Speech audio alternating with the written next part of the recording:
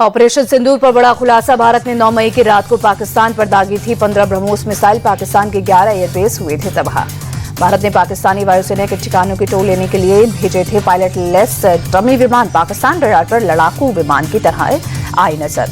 भारतीय वायुसेना ने डमी एयरक्राफ्ट से पाकिस्तानी एयर डिफेंस सिस्टम को इंगेज किया। ब्रह्मोस सुपरसोनिक मिसाइल से एयरबेस को तबाह किया। रक्षा मंत्री राजनाथ सिंह ने पाकिस्तान को बताया एक गैर जिम्मेदार और असभ्य मुल्क। कहा, पाकिस्तान के हाथ में परमाणु हथियार सुरक्षित नहीं है।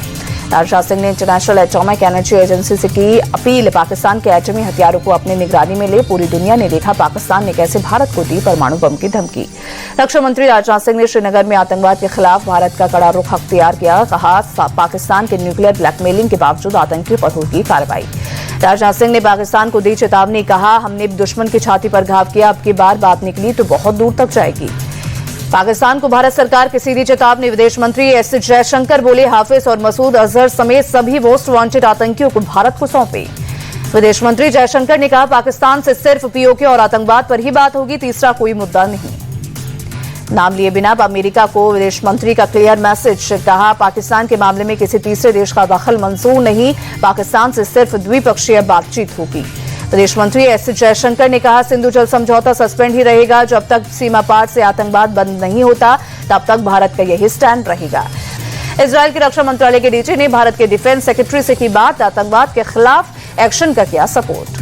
कर्नल सोफिया कुरैशी पर विवादित टिप्पणी करने वाले एमपी के मंत्री विजय शाह पर बोले, सीएम मोहन यादव कोर्ट के आदेश का करेंगे पालन। कहा, कांग्रेस को इस्तीफा मांगने का अधिकार नहीं।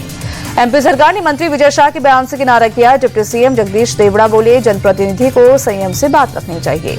एमपी कांग्रेस अध्यक्ष जीतू पटवारी ने कहा, सरकार ने क्यों नहीं लिया इस्तीफा, एफआईआर रद्द करवाने में जुटी है बीजेपी। कांग्रेस विधायक आरिफ मसूद ने कर्नल सोफिया कुरैशी को लिखी चिट्ठी। विजय शाह की आपत्तिजनक टिप्पणी के लिए एमपी के जनता की तरफ से मांगी माफी। सपा नेता रामगोपाल यादव की वादी टिप्पणी। विंग कमांडर व्योमिका सिंह के लिए जाति सूचक शब्द का इस्तेमाल किया। कहा, हरियाणा की जाटक है व्योमिका। रामगोपाल के बयान पर भड़के सीएम योगी। कहा, सेना की वर्दी जातिवादी चश्मे से नहीं देखी जाती, सेना है राष्ट्र धर्म की पहचान। कर्नाटक के कांग्रेस विधायक कोथूर मंजुनाथ ने ऑपरेशन सिंदूर पर विवादास्पद बयान दिया। कहा, बस दिखावे के लिए 3 से 4 विमान ऊपर से भेजे गए और वापस लौट आए। क्या इसमें पहलगाम में मारे गए 26 से 28 लोगों की मौत की भरपाई हो जाएगी? तुर्की की एविएशन कंपनी सेलेबी का सिक्योरिटी क्लियरेंस रद्द। राष्ट्र सुरक्षा के हित में भारत सरकार का फैसला। जम्मू मार्बल डीलर्स एसोसिएशन ने भी किया तुर्की प्रोडक्ट्स का बहिष्कार। दुकानदारों ने कहा, हम अपनी दुकान पर तुर्की का पत्थर नहीं बेचेंगे। जेएनयू के बाद जामिया मिलिया इस्लामिया यूनिवर्सिटी ने भी तुर्की के खिलाफ लिया बड़ा एक्शन। सभी एजुकेशन संस्थानों से किए गए एमओयू को किया सस्पेंड। कानपुर यूनिवर्सिटी का भी तुर्की के खिलाफ कड़ा रुख। इस्तांबुल यूनिवर्सिटी के साथ किए गए एमओयू को किया रद्द। जम्मू कश्मीर में चिनाब नदी पर बने रियासी के सलाल डैम का एक गेट खुला। सुबह सुबह आई सलाल डैम की तस्वीर। तमिलनाडु टास्माक के इस मामले में ईडी ने नए सिरे से छापेमारी शुरू की। मनी लॉन्ड्रिंग मामले में छापेमारी की। बीसीसीआई ने आईपीएल फ्रेंचाइजी को दिए निर्देश, डब्ल्यूटीसी में खेलने वाले साउथ अफ्रीका के क्रिकेटरों को 26 मई तक रिलीज करें।